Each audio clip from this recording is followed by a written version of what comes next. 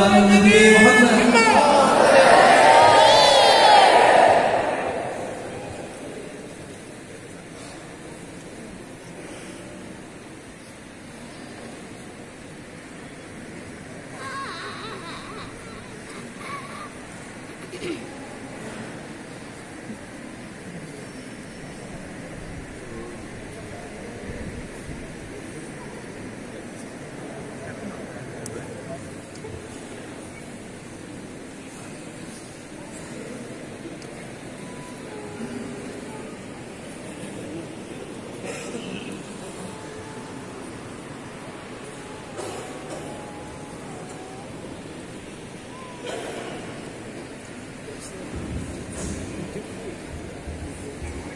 Acara selanjutnya sambutan dari Bapak Wali Kota Sukabumi kepada yang terhormat Bapak Haji Ahmad Fahmi.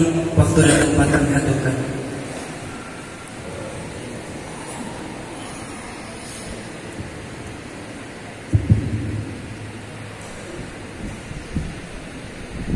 Bismillahirrahmanirrahim. Assalamualaikum warahmatullahi wabarakatuh. Alhamdulillahilladzi anzala sakinata fi qulubil mu'minin liyazdadu imanan ma'a imanihim. Asyhadu an la ilaha illallah wa asyhadu anna Muhammadan abduhu wa rasuluhu la nabiyya ba'dah. Faqad qala Allah ta'ala fil kitabil karim wa huwa asdaqul qailin. A'udzu billahi minasyaitonir rajim. Bismillahirrahmanirrahim. Kuntum khairan ummatin ukhrijat lin-nas ta'muruna bil ma'ruf wa tanhauna 'anil munkar wa tu'minuna billah. Yang bersama-sama kita cintai, kita muliakan guru kita Habib Jindan bin Nafi bin Salim beserta para habaib yang lainnya. Kita doakan semoga Allah Subhanahu wa taala senantiasa memberikan keberkahan, kesehatan, dan tentunya dapat membawa kita berlama-lama dekat beliau, dengan para habaib. Yang saya hormati sahabat-sahabat unsur Forkopimda, hadir Pak Kapolres Sukabumi Kota yang mewakili Badan Dim 0607, Pak Kepala Kantor Agama Kota Sukabumi, ada anggota DPRD Kota Sukabumi Bapak Sihabuddin, Rais Syuriah, PCNU Kota Sukabumi beserta Ketua Tanfidiyah PCNU Kota Sukabumi dan seluruh keluarga besar, para asatidz, para pimpinan pondok pesantren, para alim ulama, hadirin jamaah rahimakumullah. Alhamdulillah, yang pertama puji syukur hari ini kita dapat bersilaturahim dalam keadaan yang sehat. Semoga nikmat sehat ini senantiasa Allah anugerahkan kepada kita semua. Hadirin jamaah sekalian, dari sejarah berdirinya kota ini, tegak dan kokohnya kota ini sampai hari ini tidak dapat dilepaskan dari peran serta para alim ulama, tokoh-tokoh agama pendahulu kita. Salah satunya yang kemarin baru saja mendapatkan gelar pahlawan nasional dari Pak Presiden, Kiai Haji Ahmad Sanusi. Dan tentunya kita berharap kalaulah saat ini banyak tokoh-tokoh agama, banyak para alim ulama yang hadir di kota Sukabumi, maka kita juga berdoa ke depan kota ini juga tetap diberkahi oleh Allah dengan kehadiran para ulama-ulama muda. Hari ini bukanlah sekedar kita melaksanakan Maulid Akbar. Hari ini bukanlah sekedar kita melaksanakan rangkaian satu abad Nahdlatul Ulama yang kita cintai. Tapi hari ini dengan mengundang Habib kecintaan kita, kita ingin terjadi sebuah pewarisan ilmu sehingga kota kita senantiasa menjadi kota yang diberkati. sehingga kita berharap ilmu-ilmu yang diwariskan kepada kita mampu menjadi penyemangat untuk terus kita melakukan kebaikan-kebaikan, memasifkan amar ma'ruf dan juga nahi munkar di kota yang kita cintai. Dan ikhtiar yang dilaksanakan malam hari ini adalah ikhtiar menjemput kebaikan tersebut. Selain juga hadirin jamaah sekalian, kita berdoa semoga hadirnya kita pada malam hari ini, semoga Allah takdirkan dalam kerangka untuk menjauhkan berbagai musibah dari kota yang kita cintai ini.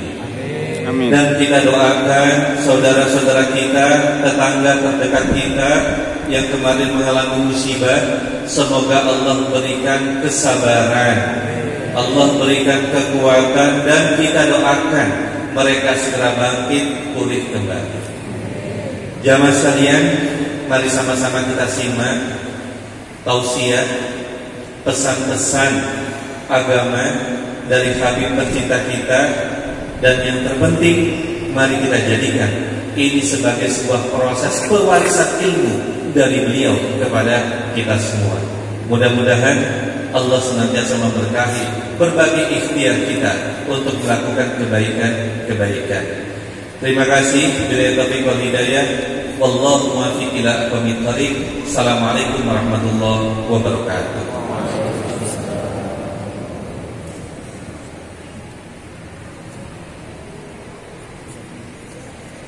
Terima kasih kami haturkan atas sambutan dari Bapak Wali Kota Sukabumi. Kita doakan semoga beliau diberikan kekuatan dalam mengemban amanah sebagai pemimpin kita di Kota Sukabumi. Amin ya Allah ya Rabbal Alamin.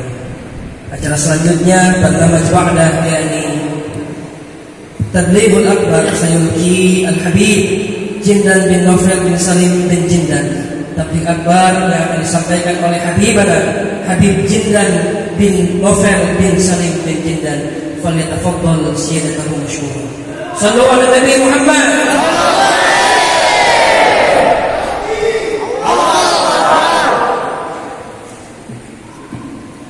السلام عليكم ورحمة الله وبركاته. الحمد لله الذي هدانا لهذا وما كنا لنهتدي لولا أن هدانا الله. اللهم صل وسلم على سيدنا محمد المفتاح باب رحمة الله عدد ما في علم الله صلاة وسلاما دائمين بدوام ملك الله وعلى آله وصحبه ومن والاه. ما بعد, kita bersyukur kepada Allah Ta'ala pada malam hari ini kita berkumpul di masjid yang agung yang mulia ini memperingati maulid dari Nabi yang agung yang mulia Nabi besar Muhammad sallallahu alaihi wasallam yang diadakan di tempat ini dalam rangka juga menyambut satu abad daripada Nahdlatul Ulama yang merupakan basis para ulama ahli sunnah wal jamaah yang mengajak yang menyebarkan sunnah dan kedamaian dan akhlak dan syariatnya Rasul sallallahu alaihi wasallam. Bersama-sama kita hadir di sini dengan para ulama, dengan Kiai Haji Abdullah Fauzi dan juga segenap para kiai, para ajengan, para asatidzah, para habaib sekalian, dan juga bersama kita Bapak Wali Kota dan juga Bapak Kapolres dan segenap dari TNI dan pemerintahan Kota Sukabumi ini. Mudah-mudahan Allah Ta'ala berikan berkah di dalam perkumpulan kita ini. Amin. Alhamdulillah, Rasulullah Sallallahu Alaihi Wasallam beliau datang membangun peradaban dan beliau datang membangun peradaban yang sejati, yang sebenarnya, sehingga peradaban yang dibangun oleh Rasulullah SAW bukan cuma sekedar peradaban fisik, akan tetapi peradaban tersebut dimulai dengan membangun peradaban masyarakat, batin mereka, akhlak mereka, budi pekerti mereka, moral mereka. Sebab membangun peradaban dari fisik dan bangunan dan teknologi dan semacamnya, siapapun juga bisa, tapi belum menyelamatkan orang dari jahiliyah. Namun peradaban batin itulah Maka itu disebut peradaban karena mengedepankan adab, mengedepankan akhlak, mengedepankan pembangunan moral dan budi pekerti di tengah-tengah masyarakat, sehingga jagat ini menjadi terawat dengan peradaban yang demikian.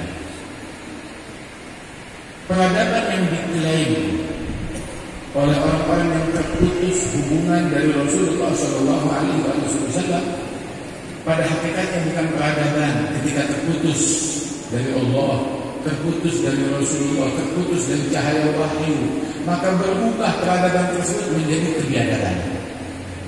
Peradaban apa? Yang tolak ukurnya kalau seseorang, suatu bangsa, suatu negeri memiliki senjata pemusnah massal, berarti tingkat peradabannya tinggi. Peradaban tinggi kalau punya nuklir. Peradaban tinggi kalau punya senjata pemusnah massal. Senjata pemusnah massal. Oh, pemusnah massal.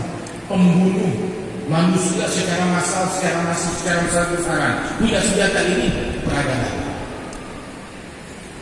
Ini adalah kebiadaban. Enggak dilihat dari situ peradaban.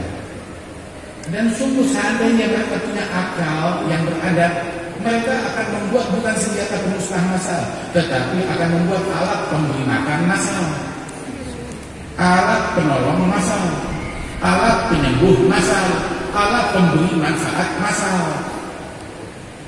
Itu akan mereka lakukan. Peradaban 500 tahun yang lalu, Al-Imam Syekh Habib Bakar bin Salim itu beliau 500 tahun yang lalu setiap hari memberi makan massal. Di dapurnya dimasak antara 700 sampai 1000 porsi makanan untuk dibagi-bagi kepada siapapun yang datang per harinya di kampung yang kecil tersebut. Itu peradaban. Peradaban akan tetapi membasmi manusia, membunuh manusia, membantai manusia, mengancam manusia. Saya punya senjata, menodongkan senjatanya kepada negara manapun yang dia tidak suka. Itu kebiadaban, bukan peradaban di situ. Sesungguhnya Nabi Muhammad SAW mengajarkan kita peradaban yang sejati. Sahibul Maulid Al-Imam Al-Arif Billah Al-Habib Ali bin Muhammad Al-Habsyi, itu beliau ketika terjadi pacaklik, krisis ekonomi di kota Sewur di negeri Hadramaut sana, itu selama 3 bulan berturut-turut dia yang menafkahi penduduk, nafkah memberi makan kepada seluruh penduduk kota selama 3 bulan berturut-turut. Penduduk kota 3 bulan berturut-turut dia kasih makan. Itu peradaban. Peradaban bukan menebar perang di negara-negara yang tidak sepaham dengan dia. Peradaban bukan mengembargo suatu negeri. Diembargo kalau sudah musuhan sama suatu negeri, boikot, makanan nggak boleh masuk, barang bangunan nggak boleh masuk, obat-obatan nggak boleh masuk. Itu bukan peradaban. Jerit-jerit hak asasi manusia. Mana hak asasi manusia? Di mana namanya? Di negara-negara yang dijajah. Di Irak, mana hak asasi manusia? Mana hak asasi manusia di Libya? Mana hak asasi manusia di Afghanistan? Mana hak asasi manusia di Suriah? Menjerit haknya anak, haknya wanita, seolah-olah hak yang untuk mereka doang. Sedangkan orang-orang yang beriman kepada Allah tidak punya hak. Waliyadzubillah min dzalik. Peradaban dicontohkan oleh Nabi Muhammad SAW bahkan dalam perang, dalam jihad, Nabi menunjukkan peradaban. Di masa jahiliyah, orang baru selesai dari masa jahiliyah masuk ke era pencerahan, eranya Nabi Muhammad. Itu peradaban yang sejati. Sehingga masa tersebut adalah masa yang paling beradab. Nabi bilang khairul qurun qarni, thumma alladziina yalunahum, thumma alladziina yalunahum. Sebaik-baiknya masa adalah masanya saya. Kemudian yang berdekatan dengan orang-orang yang semasa dengan saya, yang berdekatan dengan orang-orang yang semasa dengan saya, kata Rasulullah SAW. Dalam suatu peperangan, bahkan dalam setiap peperangan Nabi selalu berpesan, Mau perang ya perang, tapi di medan perang dilarang membunuh kaum wanita. Sebab musyrikin itu mereka kalau berperang bawa kaum wanita, bawa anak-anak mereka, bawa hamba sahaya, dibawa semuanya. Jadi musuhan ngajak-ngajak, berantem ngajak-ngajak, ribut perang ngajak-ngajak, orang berdamai ngajak-ngajak, makan ngajak-ngajak. Itu Nabi berpesan kepada pasukan dalam jihad, dalam peperangan, jangan membunuh kaum wanita yang ada di medan perang, jangan membunuh anak kecil yang ada di medan perang. Bahkan Nabi berpesan musuh yang sudah kabur, yang sudah berpaling, jangan dikejar, kata Rasulullah. Kasih mereka kesempatan untuk berpikir ulang, nanti mereka mau bertaubat. Bahkan ketika masuk ke suatu negeri dalam peperangan, maka jangan ganggu orang-orang yang ada di pasar yang tidak ada sangkut pautnya dengan peperangan. Jangan ganggu orang-orang yang beribadat di gereja dan di kuil mereka. Jangan ganggu, jangan rusak kuil. Nabi berpesan demikian. Ini peradaban. Tahu peradaban? Ketika di awal-awal masa era kerajaan Daulah Utsmaniyah, Turki waktu itu masa-masa awal mulai dikenalnya dinamit, ya, misiu yang digunakan dalam peperangan. Maka pasukan Turki di dalam jihad mereka punya senjata tersebut, dibawakan senjata tersebut, tetapi mereka tidak berani menggunakannya. Kenapa? Sampai kita tahu apa hukum ulama, apa fatwa dari ulama, dan dibahas dengan alot apa hukumnya menggunakan bom di dalam peperangan. Bilang kenapa? Kan yang diperangi orang-orang kafir. Ya memang betul apa, tapi kan bom ini kita nggak tahu meledaknya itu bisa melukai orang-orang yang berperang, atau nanti takutnya bisa melukai anak-anak, atau bisa melukai kaum wanita, atau membuat rumah runtuh, menimpa orang lain. Peradaban yang diiringi dengan akal sehat, berpikir rahmat dan kasih sayang bagi umat, itu peradaban.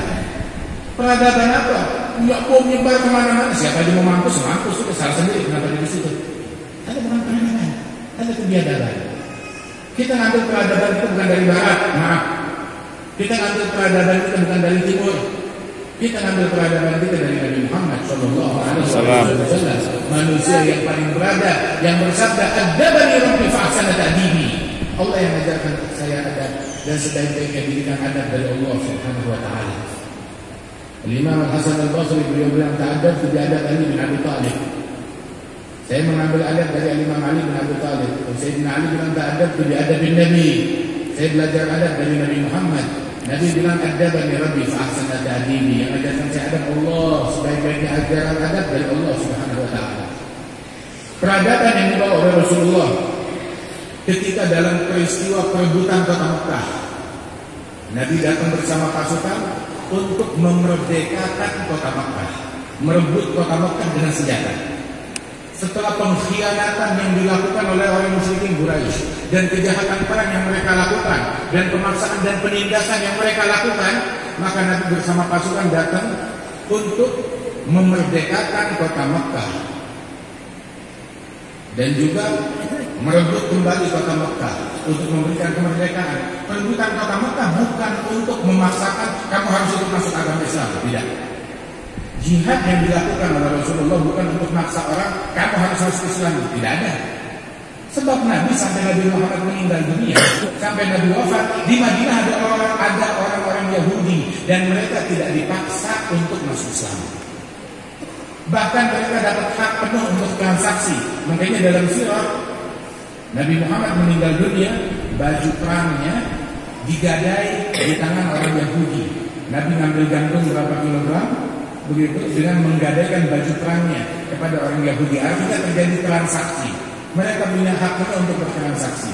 Saat Nabi wafat, mereka ada di kota Madinah. Nabi datang bukan untuk memaksakan ikut agama saya, la ikraha fid-din. Akan tetapi peperangan jihad yang dilakukan oleh Rasulullah untuk mempertahankan diri atau untuk memerdekakan umat, masing-masing bebas dengan pilihannya. Hingga ketika Rasulullah masuk ke Mekah melakukan hal tersebut, Nabi sudah mengultimatum, berikan kabar kepada penduduk Mekah, kita mau masuk dengan baik-baik, dengan damai, meminimalkan korban. Barang siapa yang masuk ke Masjidil Haram maka dia aman, tidak boleh diganggu. Jadi jangan khawatir penduduk Mekah. Mau selamat, mau aman, masuk masjid udah pasti aman. Jaminan dari Rasulullah. Yang masuk ke rumahnya sendiri aman. Yang masuk ke rumahnya Abu Sufyan aman. Satu syarat, kalau lagi konflik jangan berkeliaran di jalanan, jangan keluar ke jalanan, membuat keadaan tambah keruh. Masuk rumah, jangan berkeliaran di jalanan, bikin aksi ini, bikin aksi itu, membuat keadaan tambah keruh.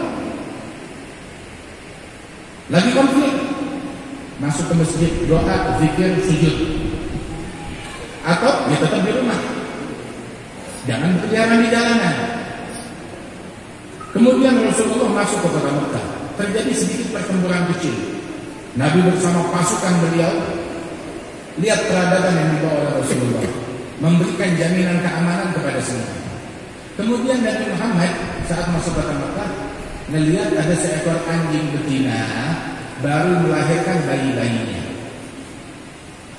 Dan bayi-bayinya lebih menyusul pada anjing betina tersebut.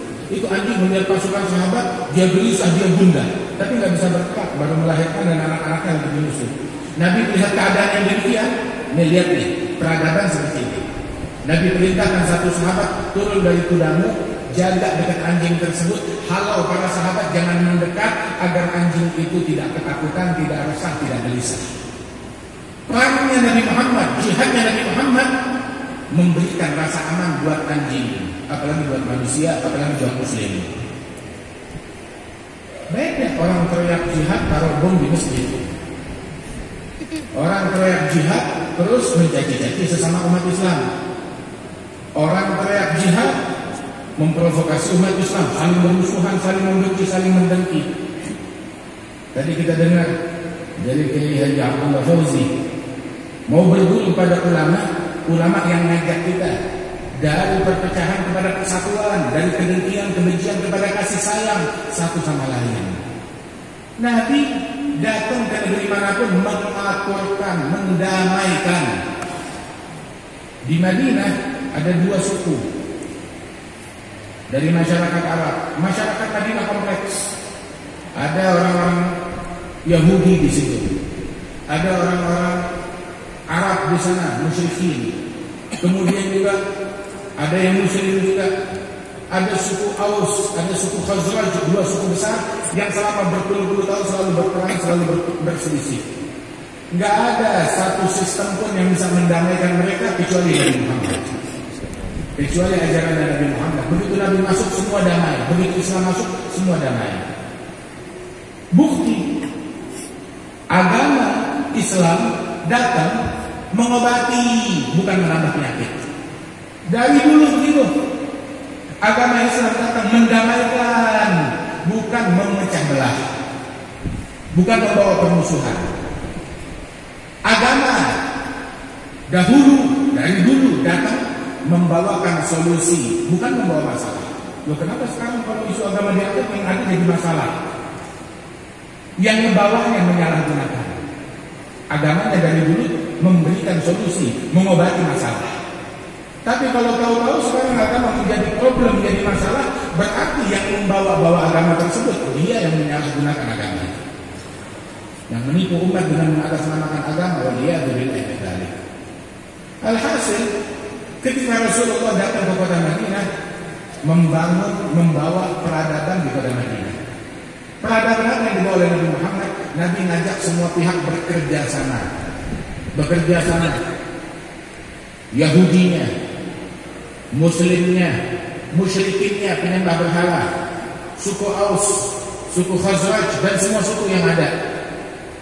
Bahkan pendatang dari orang-orang asli Madinah dan pendatang dari orang-orang muhajirin. Yang muhajirin datang bukan cuma dari Mekah, dari pelosok, ada yang dari Yaman, ada yang dari Persia, ada yang dari mana-mana, semua datang di situ. Nabi mengajak semua pihak turut andil. Ini namanya peradaban, kesetaraan antara semua masyarakat, semua suku. Di dalam berkontribusi membangun negeri, membangun bangsa, menjaga kedamaian, menjaga keamanan. Sehingga Rasul memanggil semua orang, ayyuhan nas, semua manusia, hei manusia. Nabi tidak bilang wahai manusia kecuali suku ini, sono jauh-jauh, kecuali agama ini, kecuali kelompok ini. Enggak ada pengecualian. Nabi bilang ayyuhan nas, wahai sekalian manusia. Diajak apa? Ayo kita sama-sama kontribusi semuanya untuk afsyus salam, sebarkan salam, sebarkan kedamaian, silul arham, semua sambung silaturahmi. Jangan pakai mutusin silaturahmi. Oh beda agama, putus silaturahmi, tetap sambung. Ketika orang beda agama bukan berarti hubungan anak orang tua putus. Tidak, tetap berkewajiban bakti kepada ibu bapak walaupun beda agama. Apalagi seagama, tetap sambung silaturahmi walaupun beda agama. Silul arham, sambung silaturahmi. Aqimut ta'am, kasih makan kepada semua orang. Shallu billail wan nasu niyam, salat di malam hari. Dakwah ngajak orang untuk salat masuk dalam agama Islam. Itu profesinya Nabi Muhammad sallallahu alaihi wasallam. Tadkhulul jannah bisalam, saya kalian masuk surga dengan membawa kalimat salam kedamaian. Dan Rasul sallallahu alaihi wasallam diwahyukan oleh Allah Taala tentang sifat penghuni surga, wa yut'imuna ta'ama ala hubbihi. Orang-orang yang dapat memberikan makanan yang mereka suka. Bukan makanan yang mereka enggak doyan, makanan yang mereka doyan, mereka suka. Tapi mereka berikan makanan tersebut kepada siapa? Yut'imuna ta'ama ala hubbihi miskinan wa yatiman wa asira. Dia berikan berbagi kepada orang miskin, kepada anak yatim dan kepada asir. Tahu asir? Asir itu orang-orang non-muslim yang menjadi tawanan perang di Madinah. Non-muslim, orang kafir. Kenapa dia jadi tawanan perang? Dia jadi tawanan perang karena memerangi umat Islam dan dia ditangkap. Artinya penjahat perang. Artinya kafir harbi yang ditangkap dan mereka menyerah menjadi tawanan perang. Dibilang kasih makan mereka, memberi makan mereka ibadah, memberi makan mereka dapat pahala dari Allah Taala. Apalagi ngasih makan orang Islam. Nabi Muhammad sallallahu alaihi wasallam beliau bilang fi kulli dhi kabidin rahbin ajr. Di dalam memberikan manfaat, memberikan makanan, memberikan manfaat kepada setiap makhluk hidup yang masih bernyawa, itu ada pahalanya. Ada pahalanya. Apalagi kepada manusia. Dalam Sahih Bukhari ada orang masuk surga gara-gara menyelamatkan anjing yang hampir mati kausan. Maka ini orang diampuni dosa-dosa yang dimasukkan surga gara-gara kebaikannya kepada setan anjing. Ini peradaban dalam Islam. Peradaban dalam Islam ini sikapnya terhadap binatang yang dalam Islam najis, najasah mughalladzah. Najisnya kelas berat. Tetapi Islam mengajarkannya peradaban seperti ini, apalagi kepada makhluk hidup yang lain, apalagi kepada sesama manusia. Peradaban yang dibawa oleh Nabi Muhammad SAW. Ada orang Yahudi sakit, anak muda sering bantu-bantu di rumahnya Nabi Muhammad. Dia sakit keras, Nabi menjenguk orang Yahudi tersebut yang sakit di rumahnya. Dijenguk oleh Nabi Muhammad. Siapa? Orang Islam, bukan Yahudi. Dijenguk oleh Nabi Muhammad. Kalau kita tidak menyambung dengan hal yang demikian tersebut, bagaimana mereka akan melihat indahnya Islam, akhlaknya Islam, budi pekerti Islam? Akan tetapi sikap begini ada dakwah Allah. Ini ngajak orang kepada Allah Taala. Banyak orang bertanya-tanya, kenapa dulu zamannya Wali Songo banyak banget orang masuk dalam agama Islam, berbondong-bondong manusia masuk dalam agama Islam. Tahu apa rahasianya? Sebab dulu mereka datang ke bumi Indonesia ini, para Wali Songo dan orang-orang sebelum dan setelah mereka, ulama Ahlus Sunnah wal Jamaah, banyak orang masuk Islam karena mereka. Sebab ketika itu mereka datang ke sini memperlakukan masyarakat yang berbeda itu, ini saudara saya, diperlakukan sebagai saudara, sehingga orang tertarik kepada agama Islam. Tetapi yang sekarang nggak ada orang masuk Islam, jarang orang masuk Islam. Kenapa? Sebab dari awal sudah diperlakukan bukan sebagai saudara, diperlakukan, kamu beda agama, kamu beda ini dan itu, kamu musuh. dari awal udah bikin posisi sebagai musuh. Bagaimana orang mau masuk Islam? Diajak untuk memusuhi kelompoknya sendiri, dirinya sendiri, keluarganya sendiri. Dan Rasulullah SAW menjenguk orang Yahudi. Ada lagi, oh ini anak Yahudi yang biasa kerja di rumah Rasulullah, ya wajar. Tapi ada satu kali Nabi itu, satu kali kalau lewat di satu jalanan, itu melewati rumahnya orang Yahudi, itu orang Yahudi selalu meludah, mengeluarkan kata-kata kotor, intimidasi terhadap Nabi Muhammad dengan ucapannya, dan dia meludah di tanah, mengungkapkan kebencian kepada Rasulullah. Dan Nabi nggak menggubris hal yang tersebut, tetap aja senyumnya nggak berkurang, akhlaknya nggak berkurang. Bukan kalau dia pulang ke rumah, terus balik lagi bawa bola, kita bakar rumah itu orang yang kurang ajar. Enggak, Nabi tetap tersenyum. Justru besokannya lewat lagi di jalan itu, diperlakukan hal yang sama, tetap Nabi tersenyum. 2 hari, 3 hari, 4 hari, seminggu, 2 minggu, sebulan, 2 bulan, sampai satu kali Nabi lewat di situ, tahu-tahu sepi, nggak ada cacian, nggak ada makian, nggak ada suara orang meludah. Nabi nengok, orangnya nggak ada. Loh, Nabi kehilangan. Diketok rumahnya. Mana orang yang biasa duduk di sini, lagi sakit di dalam. Terus Nabi izin, bolehkah aku menjenguk dia? Diizinkan Nabi jenguk ke rumah orang tersebut. Itu orang Yahudi yang sinis kepada Nabi, melihat Nabi menjenguknya, dia nangis. Dia bilang, teman-teman saya yang seagama dengan saya, keluarga saya yang manas-manasin saya untuk membenci kau, belum ada satupun yang menjenguk saya. Kamu pertama orang yang menjenguk saya. Sallallahu alaihi wasallam. Langsung dia masuk Islam, melihat akhlaknya Nabi Muhammad sallallahu alaihi wasallam. Mukmin muslim yang berperadaban. Walaupun dia di atas mimbar, walaupun dia tidak berpidato dan orasi, sikap dia, akhlak dia, keislaman dia adalah dakwah. Dakwah menarik orang untuk dekat kepada Allah. Ulama bilang, lisanul hal afsahu min lisanil maqal. Bahasa keadaan lebih fasih daripada bahasa ucapan. Ini peradaban. Peradaban yang dibawa oleh Rasulullah sallallahu alaihi wasallam adalah ketika Nabi berjalan atau di masjid, tahu-tahu ada Yahudi menerobos. Kemudian dia membetot sorban Nabi yang lagi terlibat di lehernya Rasulullah, dibetot dari belakang.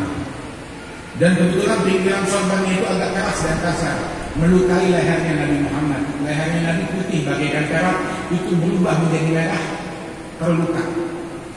Ditarik oleh orang Yahudi. Sayyidina Umar langsung cabut pedangnya. Dikiranya ada orang yang mengganggu Rasulullah, dicabut pedangnya.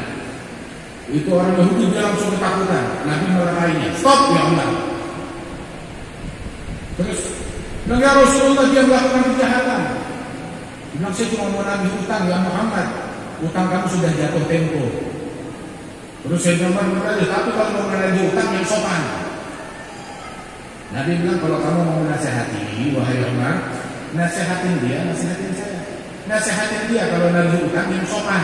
Nasehatin saya kalau minjem juga yang benar, bayar. Ada waktunya.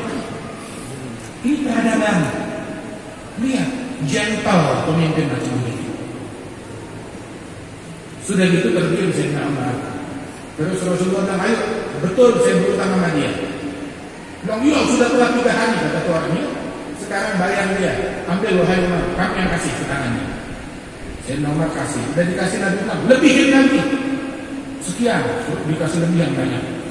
Sayyidina Umar bilang, kenapa ya Rasulullah? Saya ngasih lebih kepada orang tua ngajar ini. Lebihinlah. Sebab dia berhak untuk dilebihkan. Berhak apa? Karena engkau sudah nakutin dia dengan pedangmu. Kata Rasulullah, dia bisa Umar dikasih lebih. Udah itu Rasulullah dan asal tahu aja, hutangnya belum jatuh tempo, masih 3 hari lagi. Nah katanya udah telat. Yahudi itu bilang, enggak sih, belum telat. Betul kata Nabi Muhammad, masih 3 hari lagi. Terus kenapa kamu bilang udah telat? Ya, saya sengaja begitu. Saya sengaja memancing. Untuk apa? Untuk pembuktian. Membuktikan peradaban yang dibawa oleh Nabi Muhammad. Membuktikan apa? Saya baca di kitab Taurat, kitab suci saya, sifat-sifat Nabi yang terakhir, semuanya udah saya lihat ada pada diri Nabi Muhammad. Tinggal satu sifat yang terakhir saya penasaran. Apa? Nabi yang terakhir makin dipancing amarahnya, makin diprovokasi, makin sabar, makin santun, makin berakhlak. Dan hari ini saya menunjukkan hal tersebut. Ini peradaban. Peradaban bukan sumbu pendek, gampang dipancing. Itu kebiadaban. Peradaban itu sebelum berbuat, sebelum bertindak, pikir dulu. Jangan tiap kali ada isu ini langsung kita mau komentar. Tiap kali ada isu itu langsung kita mau bikin aksi ini dan itu. Dari mana sumbernya? Allah Ta'ala berfirman, ya ayyuhalladzina amanu in ja'akum fasiqun binaba'in fatabayyanu an tusibu qauman bijahalatin fatusbihu 'ala ma fa'altum nadimin wa 'alamu anna fikum Rasulullah sallallahu alaihi wasallam. Ya orang-orang yang beriman, apabila ada datang orang fasik kepada kalian membawa suatu berita, maka jangan kamu telan bulat-bulat. Jangan kamu telan bulat-bulat. Cari pembuktiannya dulu, benar atau enggak, klarifikasi dulu, cari tahu dulu. Ini ayat turun ketika Nabi Muhammad SAW perintahkan satu orang, ada satu orang dari satu kampung datang kepada Rasulullah, ya Rasulullah, kampung kita siap mengeluarkan zakat. Kita siap, seperti yang diminta, kita siap mengeluarkan zakat. Cuma tolong kirim utusanmu, kita minta orang dari kamu datang untuk hitung zakatnya kita dan bawa deh. Apa yang mau dia bawa silakan bawa, kita tunggu di hari yang sudah dijanjikan. Maka Nabi utus satu orang untuk melakukan hal itu. Itu orang datang, ketika dia datang dari jauh itu sudah ditungguin sama orang kampung. Orang kampung yang nungguin dia antusias mau menyambutnya, menyambut utusan Rasulullah, siap untuk diambil zakatnya. Tapi ini orang entah di pikiran, di benaknya ada apa, dia melihat orang pada berdiri di situ, dia ketakutan, wah saya mau dibunuh, saya utusannya Rasul, mau diserang, mau dikerumbutin sama mereka. Jadi dari itu dia melihat begitu, dia balik lagi, dia datang kepada Nabi Muhammad, Rasulullah, orang kampung itu justru ingin menyerang utusanmu. Mereka berkomplot, mereka bergerombol ingin menyerang saya. Nabi heran, loh, kok begitu? Coba. Kirim satu orang yang lain, kirim utusan. Maka datanglah kepala kampung tersebut, ya Rasulullah, orang yang kamu kirim kepada kami tidak ada niat mau menyerang dia. Kami antusias mau menyambut dia. Kami heran, udah kelihatan dari foto-foto orang kabur lari lagi. Kami heran, kenapa dia kabur lari lagi? Seharusnya dia datang melaksanakan tugasnya. Maka Nabi Muhammad marah kepada orang tersebut dan turun ayat, ya orang-orang yang beriman, kalau ada orang fasik datang membawa suatu berita, jangan langsung kamu percaya, bawa pasukan serang mereka. Jangan sampai salah sangka. Kita umat Islam jangan sumbu pendek. Apa yang dibilang tuh? Kalau mau tahu kadar akal seseorang, kecerdasan seseorang, akhlak seseorang, kemuliaan seseorang, keilmuan seseorang, mau tahu keilmuannya, maka azhibhu, pancing amarahnya dia. Kalau dia terpancing, ya ini mah cetek, jangan dianggap. Tapi kita kalau baca kitab ada Alhamdulillahirabbil alamin wa bihi nasta'in ala umuri dunya wad din dan disabina ada. Wassalatu wassalamu ala sayyidil mursalin sayyidina Muhammad. Apa makna sayyid? Apa makna sayyid? Apa itu sayyid? Ketika kita menyebut sayyidina Muhammad, apa itu sayyid? Sayyid itu adalah al-halim alladzi la yastafizzuhul ghadab. Di antara makna sayyid memiliki makna, banyak makna. Di antaranya man katsura sawaduh, yang pengikutnya banyak, atau menjadi rujukan manusia tatkala mereka indah syada'id, dalam kesulitan.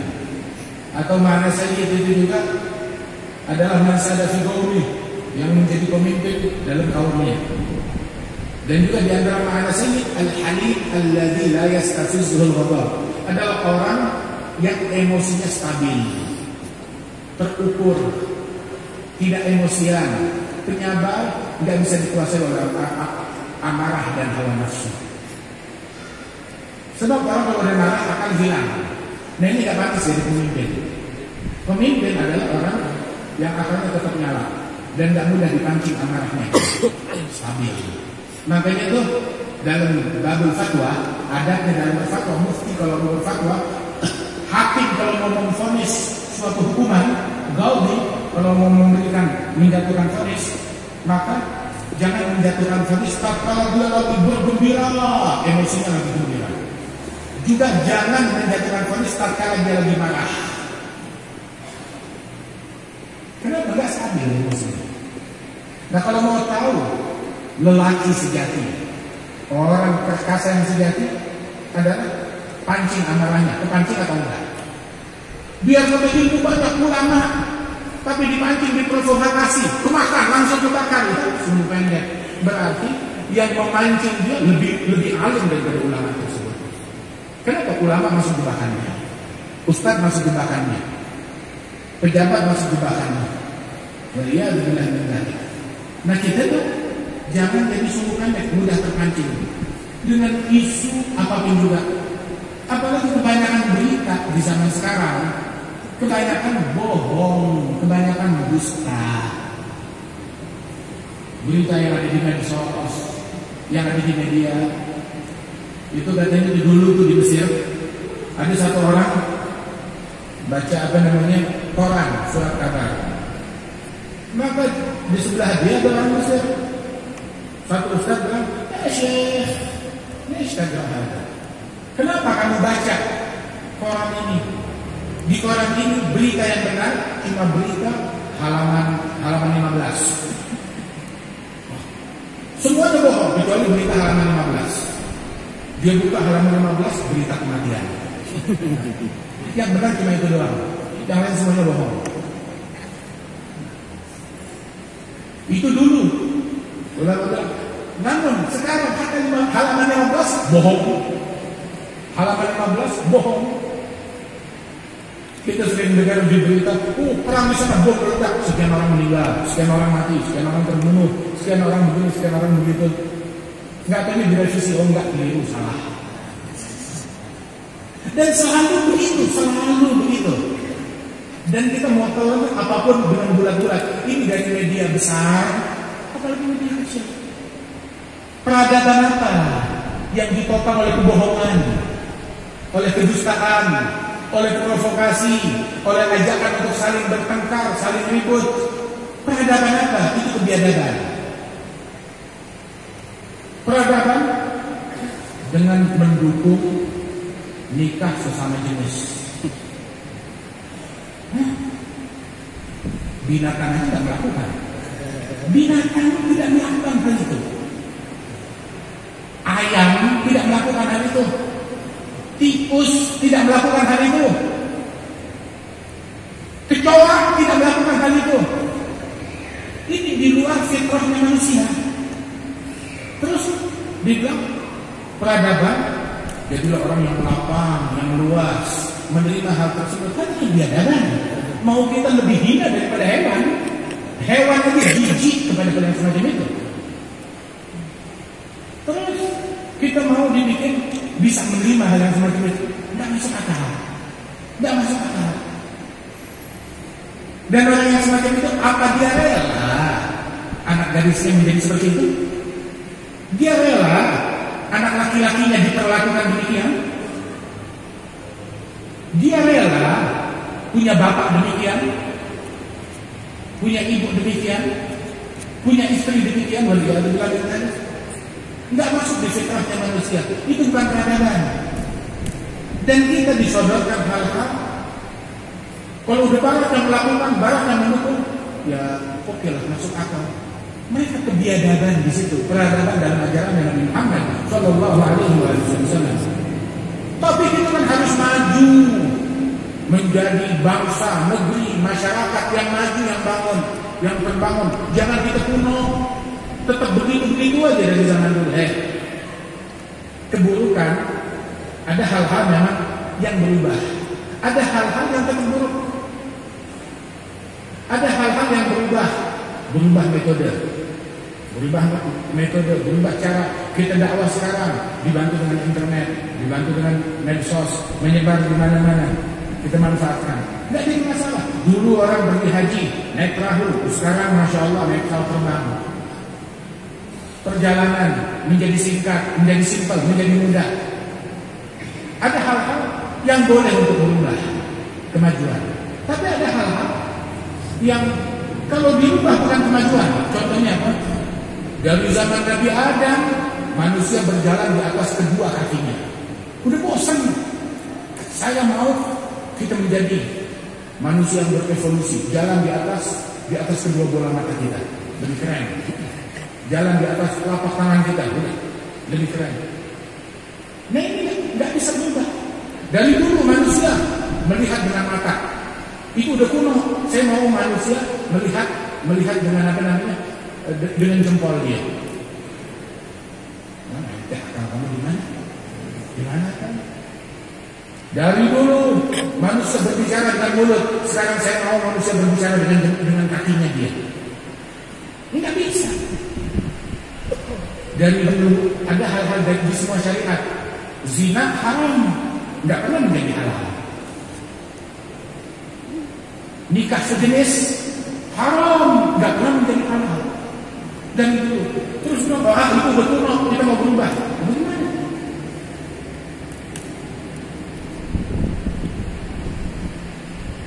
Peradaban apa yang orang bahkan dalam hubungan seksualnya nggak tahu meletakkan di mana tempatnya?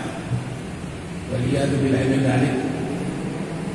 Ada kebiadaban, peradaban dalam ajaran Nabi Muhammad Shallallahu Alaihi Wasallam, bukan dalam gembar-gembor yang disampaikan oleh Barat ataupun Timur ataupun Utara ataupun Selatan. Peradaban Rasul Shallallahu Alaihi Wasallam yang dibawa oleh Nabi Muhammad itu diwariskan dengan akhlak beliau, begitu kecil beliau dari zaman dulu. Kebohongan tercela, sampai sekarang kebohongan tercela. Nggak ada masyarakat manapun yang menganggap kebohongan itu baik. Mencuri tercela zaman dulu, sekarang ya tetap tercela. Begitu juga membunuh, menghabisi nyawa orang lain tercela zaman dulu, zaman sekarang juga tetap tercela. Ini nggak berubah. Mau 100 tahun, 200 tahun, 1000 tahun, 2000 tahun dari zaman Nabi Adam sampai zaman sekarang. Dari terbunuhnya perseteruan antara Babil dan Habil, pembunuhan itu tercela. Sampai zaman sekarang tetap tercela, nggak menjadi bagus. Hal yang demikian itu peradaban. Peradaban dengan ilmu, dengan akhlak. Peradaban kita berkiblatnya kepada Nabi Muhammad Sallallahu Alaihi Wasallam, bukan ke barat atau ke timur. Bahkan orang yang mengklaim hak wanita, pelecehan wanita paling banyak di negeri kalian. Pelecehan wanita di sana. Terjadi pelecehan wanita. Tapi Islam mencegah pelecehan terhadap wanita. Dimuliakan wanita. Bilang haknya kaum wanita. Dikiranya haknya kaum wanita itu, kaum wanita kan harus bekerja, boleh mencari duniawi. Siti Khadijah, saudagar, kaya raya. Tapi maksud mereka, maksud saya yang kerja itu, mereka boleh pakai baju yang ketat, boleh buka-bukaan aurat, ya, boleh bebas, ya, memamerkan auratnya kepada siapapun juga. Apa hubungannya dengan pekerjaan? Apa hubungannya itu dengan pekerjaan? Itu bukan peradaban. Kamu membawa isu haknya wanita untuk mengambil kepuasan syahwatnya kamu, memperdagangkan kaum wanita itu, melecehkan kaum wanita dengan dalih mengangkat kaum wanita, memuliakan kaum wanita. Emansipasi wanita boleh, wanita bekerja silahkan. Zaman Nabi Muhammad wanita yang bekerja Siti Khadijah, istrinya Nabi Muhammad, saudagar yang kaya raya, dan banyak wanita-wanita salihah, para sahabat, para tabi'in, yang mana mereka bekerja, yang bekerja di ladang, yang ahli pengobatan, yang ahli ekonomi, mereka yang ahli hadis, yang ulama besar. Nabi bilang, "Khudhu syatrul dinikum min Humairah," ambil setengah agama kalian dari Humairah. Eropa masih dilanda masa kekelaman, kezaliman, kegelapan, penindasan terhadap kaum wanita. Terus baru sekarang mereka terjerit-jerit haknya kaum wanita. Peradaban apa yang kamu punya? Tiap hari di sana, mau itu di Eropa, di benua Amerika, di negara-negara tersebut, tiap hari berapa banyak wanita yang dilecehkan. Hampir setiap rumah ada wanita yang dilecehkan. Kadang yang dilecehkan itu banyak di banyak rumah. Wanita dilecehkan bukan oleh orang lain.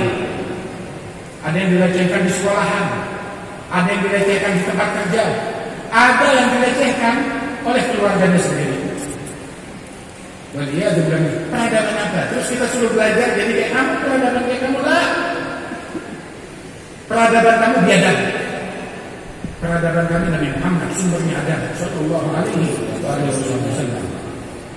Nabi mendidik umat dalam peradaban tersebut.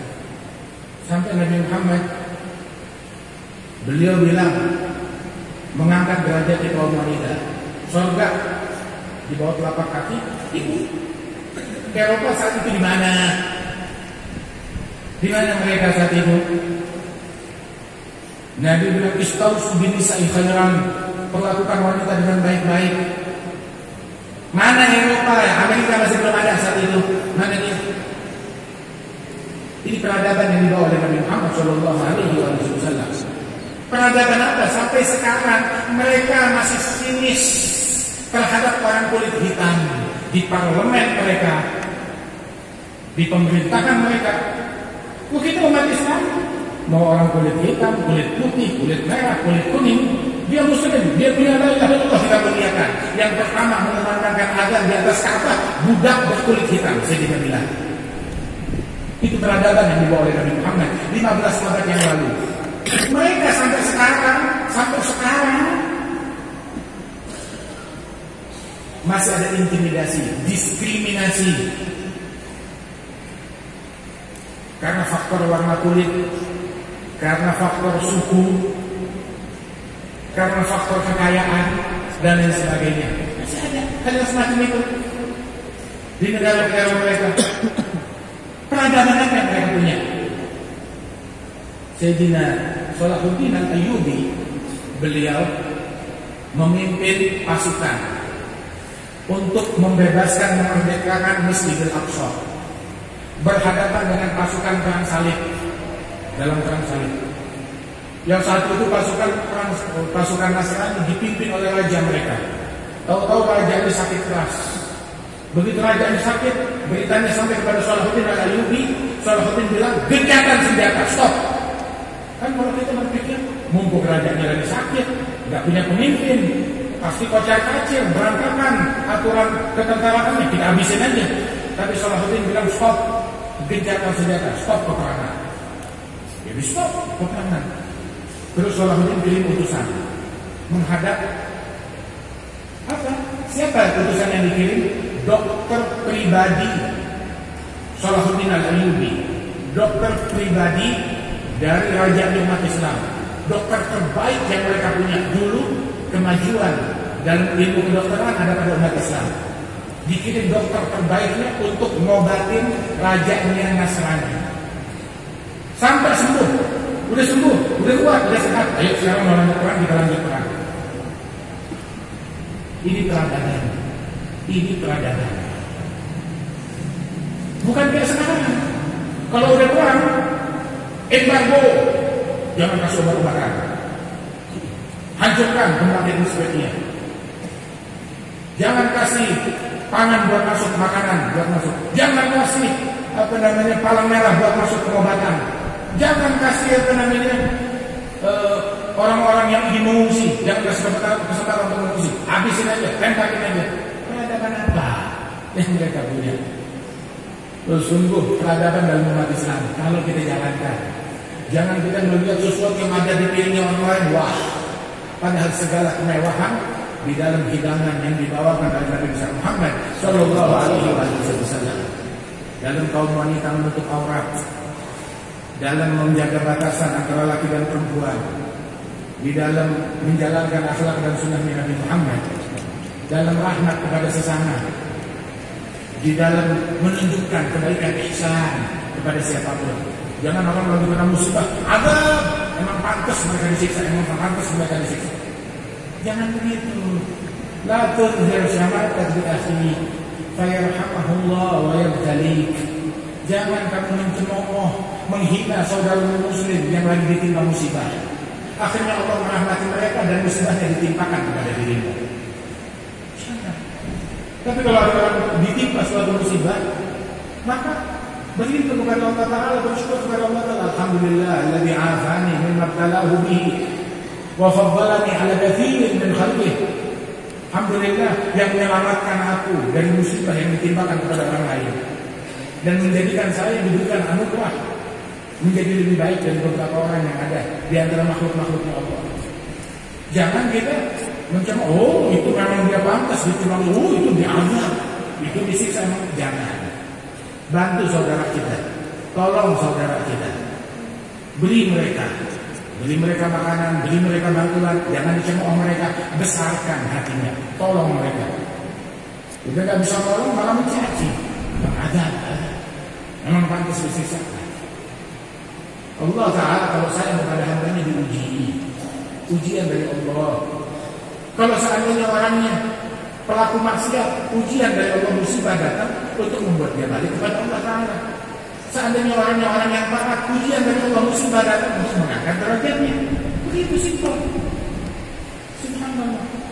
Dan ini anugerah dari Allah Ta'ala, berbagi kepada sesama, ihsan kepada semuanya. Ya mudah-mudahan Allah Ta'ala berikan taufik, bimbingan, hidayah kepada kita sekalian, insyaAllah. Amin. Allah Ta'ala jauhkan negeri kita dari bala, jauhkan negeri kita dari musibah, dari mereka yang terdampak gempa, yang meninggal dunia di dalam gempa bumi di Cianjur ataupun di mana tempat pun yang ditimpa musibah. Allah Ta'ala merahmati mereka dan Allah Ta'ala angkat derajat mereka. Allah Ta'ala berikan kesabaran kepada keluarga yang ditinggalkan dan Allah Ta'ala berikan keselamatan insyaAllah kepada penduduk Indonesia ini, kepada umat manusia ini, kepada umat muslimin dan khusus. Amin ya rabbal alamin. Dan Allah Ta'ala insyaAllah baguskan akhlak kita, Allah Ta'ala membaguskan adab kita, Allah Ta'ala muliakan kita dengan peneladanan terhadap Nabi Muhammad sallallahu alaihi wasallam, menjadikan akhlaknya Nabi menyebar di lingkungan kita, di masyarakat kita, di negeri kita, dan juga semua yang turut andil di dalam terwujudnya acara ini, dari Mahmudul Ulama, dari pemerintahan Kota Sukabumi, dari kepolisiannya, semuanya diberikan berkah. Dibimbing oleh Allah Ta'ala, Masjid Agung juga dan jamaahnya dan para ta'mir, ashab ta'mir masjid, insyaallah Allah Ta'ala berikan keberkahan, taufik dan hidayah. Ya man wafaqa ahli khair bil khair wa anhum alaih, wafiqna lil khair wa a'inna alaih bi rahmatika ya arhamar rahimin. Amin. Allahumma hdina bi hudak, ij'alna mimman yusari' fi ridha, la tuwallina waliyan siwa, alimrayat ad-din al-qawi fi jami'i al-afkar manshurah ma'al al-islam wal-iman. بأهلها معمورة بأهلها معمورة بأهلها معمورة معنى وصورة اكشف لهم قربة المطلوبين اجد بين المدينين اغفر للمذنبين تقبل توبة التائبين انشر رحمتك على عبادك المؤمنين أجمعين واكفِ شر المعتدين والظالمين ابسط الحبل بولاة الحق في جميع النواحي والأبصار أيدهم بتأييد من عندك ونصر على المعاندين من المنافقين والكفار اجعلنا يا رب في الحصن الحصين من جميع البلايا اجعلنا يا رب في حصن الحصين من جميع البلايا اجعلنا يا رب في الحصن الحصين من جميع البلايا في الهرج المكين من الذنوب والخطايا أدمنا في العمل بالطاعة والصدق في خدمتك دائمين إذا توفنا مسلمين مؤمنين اخدم لنا منك بخير أجمعين بحق النبي الأمين وأصحابه وآل بيته الطاهرين برحمتك يا أرحم الراحمين. وصلى الله على سيدنا محمد وآخر دعوانا أن الحمد لله رب العالمين. بسم الفاتحة.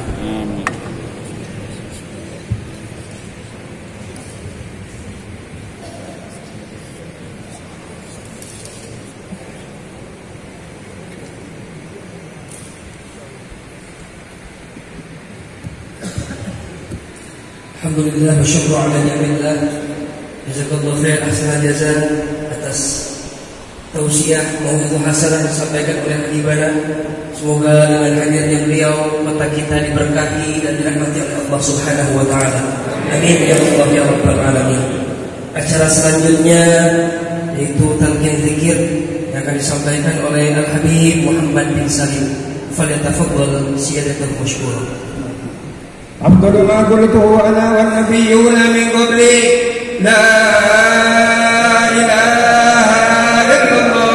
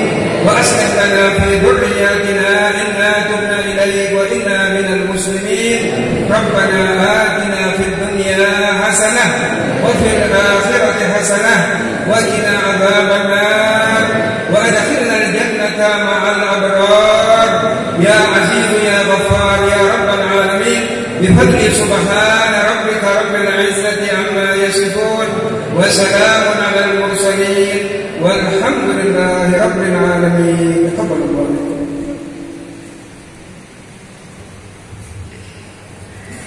Hadirin jemaah sekalian, alhamdulillah berakhir acara kita dari awal sampai akhir. Saya sebagai pembawa acara undur diri. Al-afu minkum min jamil akhta', maaf dari segala kehilafan dan kesalahan. Billahi taufiq wal hidayah wallahu muwaffiq ila aqwamit thariq. Wassalamu alaikum warahmatullahi wabarakatuh. Ya Rasulullah